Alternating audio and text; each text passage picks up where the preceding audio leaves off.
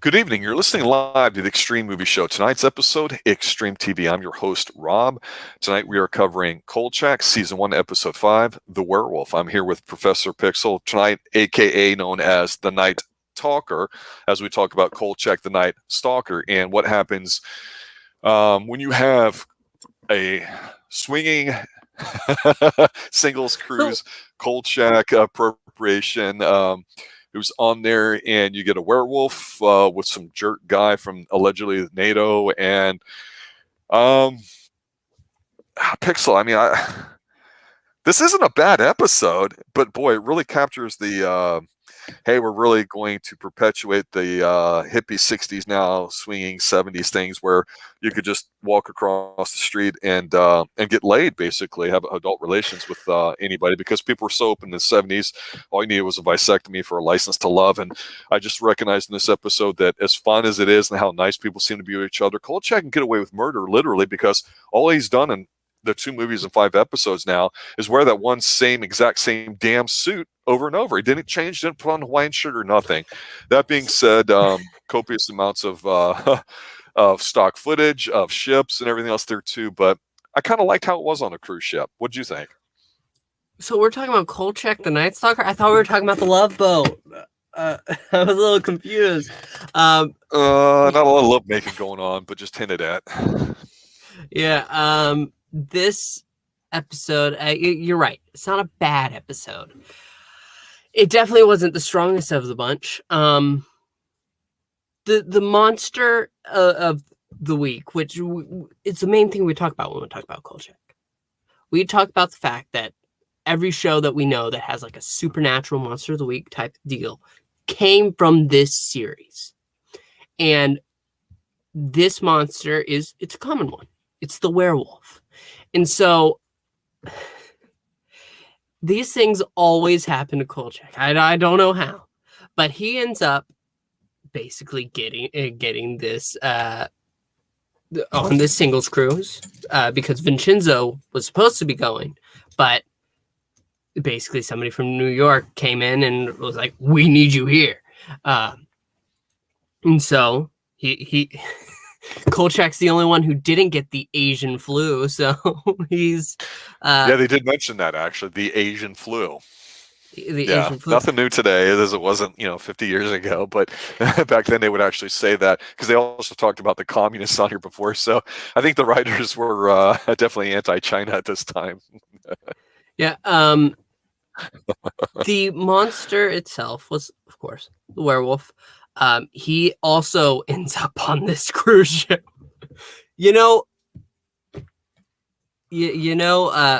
Fido needs some love too, Rob. Yeah. He needs somebody to give him a little heavy petting. What was interesting about this is the guy that's the werewolf. We know who he is because he talks like this, and he's really rude to the actually, I thought, ruder concierge guy that basically wants a hookup and has got his hand out basically for a tip. I'd be pissed too. But this guy wore a very nice charcoal suit, charcoal vest on top of his shirt, because he wasn't wearing a jacket with it. I thought it was a nice ensemble. It fitted well. Actually, probably a little too tight, which some clothes in the 70s were known for. That being said, it didn't have huge collars or whatever.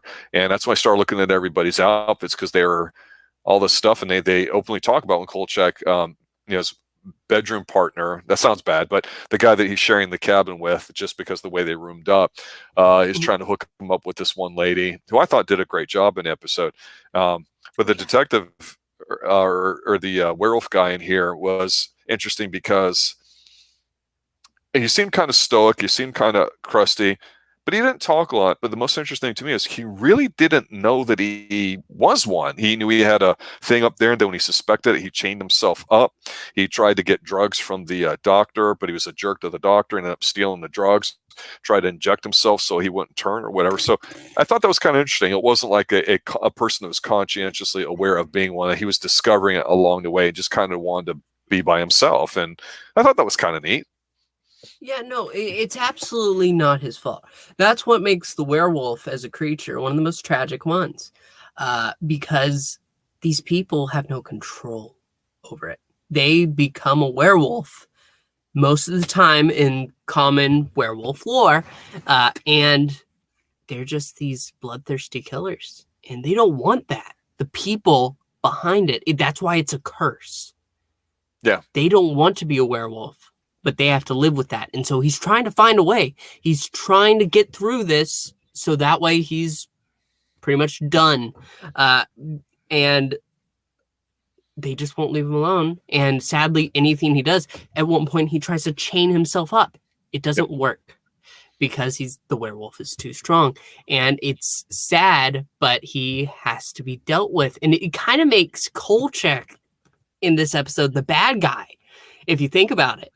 Because he's like, he only sees the creature. He only sees the monster. He doesn't see the man behind it. Yeah, and I think too that, again, we get him and Vicenzo arguing at the beginning because this is the cruise Vicenzo was going to go on and it didn't happen. He ended up getting on it. It was during a Chicago winter, so whatever. It's nice stock footage. You get the chance to film an episode of TV basically in only like 3 or 4 shots and maybe on the outside of a ship at night one night. So it kind of works from a cheap TV perspective. But what I thought was kind of interesting is that there was less yelling, screaming, shouting. Even Kolchak, by his standards, was not as over the top or as intense, goofy, like stage-like dramatic as he has been in some episodes and some scenes. I actually kind of like this version of him too, because he's not a complete jerk, even though he's lying to the captain about what's going on. The captain stands up to him once the werewolf escapes the first night and injures a bunch of people, and Kolchak's trying to sneak in to find out what's going on. None of that works. So I thought that was kind of neat because it forced him to become the killer rather than the detective person. I thought this is a different look, seeing him walk around, figuring out what's going on ahead of time, trying to round up as much silver as he can on the ship, melting it in his own place with a torch, and having the father come in at the last minute, and bless it so he could then put it in shotgun shells so he can then walk around. I thought we're used to seeing him with his hat and his camera and his recorder, but now he's carrying that in the shotgun one hand. I'm like, oh, this is kind of cool. I like this look for him. But I actually think the standout thing that makes this episode work is the fact that he teamed up with the one lady that his cabinet buddy there was trying to hook him up with. And this lady, played by Anita Talbot, was in some shows like Mannix, which I vaguely remember as a kid. It was a detective show, whatever. And she didn't come across as like dopey like the real estate lady in the last one. I would say that the real estate lady and this lady here were like signs of in the 70s of strong independent women that weren't just there for eye candy or to be a sex toy or whatever you want to call it. And actually what little time they spent together, because she helped out figure out some stuff and help distract some people so he could go into the radio room and all that. I thought it worked. So overall, while I agree with you, it's probably not the strongest of the episodes we've seen so far. It was still entertainable. Yeah, no, absolutely. And I absolutely agree with you about the woman too, because I remember at one point he's trying to get into the communications room and he's not having any luck. And so he like backs up and he tells the problem. She goes in there saying, I lost my contact lens. I need you to come help me. And he's like, I can't leave my station. She's like, do you want a lawsuit on your hands? Do you want me to go to your captain right now? She basically Karens him, but it's to get him out of the room. So it's good. It's for good. But that brings another point to this. The villain of this week isn't a villain. He's a cursed man who is in trouble. And the only way that he basically gets dealt with is being thrown off the side of the boat. It's kind of sad. Yeah, him and Kolchak going out after getting shot. Yeah. Yeah, and you know what? I really did like the trapped feeling that the boat gave. Because when you have the big city, you're going all over the place, and you have this location, that location, everywhere to go. But when you're contained, you're right, a lot of stock footage of ships. It still felt very like tight. We're trapped here. And the crew is trying to hide the fact that we're all trapped here and just dying all over the place. But it wasn't a bad episode. I can't stress that enough. I definitely enjoyed it, and this entire series, I've enjoyed it from the start. Even though the first episode I wasn't a fan of the monster of that week, This one was done well. I feel the makeup wasn't that great, but what you gonna do? It was the times. Yeah, I think for me, this is for the nerds out there that really want to nerd out on stuff, and nerds listen to this show, so that's great. But I don't care about the Vicenzo thing and them arguing all the time. So I liked how there wasn't that much of it. That's just a personal thing for me. I don't think it doesn't work. That's the relationship. I get it. That's fine. It's not a walk at me. It's just okay. Let me get through this 2-second scene or whatever. But there's this guy that we see occasionally in some of these episodes too. I think his name's Ron. He's the guy with the mustache that is also like a side character that I guess we're going to see more of maybe in some later episodes. Not sure. We'll see. This is a first really rewatch for me since 40, 50 years ago. But him and some other people at the office had kind of wussed out on what was going on with this trip. That's how Kolchak ended up with it. But there was a neat little line between Ron and Vicenzo, at the beginning of the episode before Kolchak ends up getting the sweet tickets on this swinging singles cruise ship. And he says, "Oh, I think I'm getting sick," or whatever that. And Vincenzo's like, "Well, what about all these mega vitamins you've been taking?" Because the health craze started allegedly with the hippies in California, late 60s, early 70s. So you're now starting to see it in primetime TV, as it were. So some of these themes are becoming prevalent, swingers and all that. It's one thing to have that in your private life. It's another thing when it's on public television. So a little racy maybe for the time. He's like, "Well, how about all these vitamins you're taking and all that stuff and all these," and he says massive doses of vitamin C, and he says they're making me sick. And if you're just watching it, it's a nice little back and forth, ha ha ha. But the thinking was in the 70s, thanks to Linus Pauling, one of the greatest scientists of all time, he came across this idea of megadosing with vitamin C would totally cure you of it. And I think he was still around. He lived into his 90s if he's still not alive. I think he's dead by now. It's been a while, but he had some great books on chemistry and stuff like that. And a lot of doctors in the 70s were starting to really get upset with these homeopathic types of alternative medicine, as it were. And so you really start seeing this divergence in healthcare in the 60s and 70s because of people like Linus Pauling pushing this mega dosing of vitamin C, and people would come out with, eat organic, healthy, no meat, vegan, and all this other kind of stuff. And I'm like, I just thought it was funny because this is one quick little 10-second exchange that, again, is about 45 years old, that is just going to go everybody's heads. But for you nerds out there, check out Linus Pauling. Check me out if I'm wrong. And if I am, well, let me know about it in the comments below. But to your point, Pixel, yeah, entertaining show. It's good enough. We're like, okay, I want to watch it because of him. I don't care who the monster of the week is. Maybe it makes it a little bit better, and maybe it makes it a little bit different. But we just care to see him in action, the way he talks, the way he interacts. And honestly, I think at the heart of it all is the detective part of it. We want to see him figure out stuff because it's cool. Everybody's out there dancing, singing. He wants to figure something out. He just gets his teeth sunk into something, and he wants to figure it out. I love that. Yeah, no, you're absolutely right. There's just one more note that I have. Okay. The closing narration was the weakest this week out of all of them.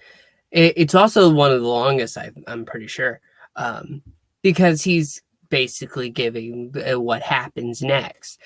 People that were attacked and didn't die, well, they were sent to Switzerland to undergo a rare blood treatment, and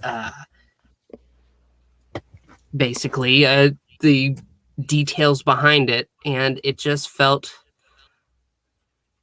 kind of weak. He ends with it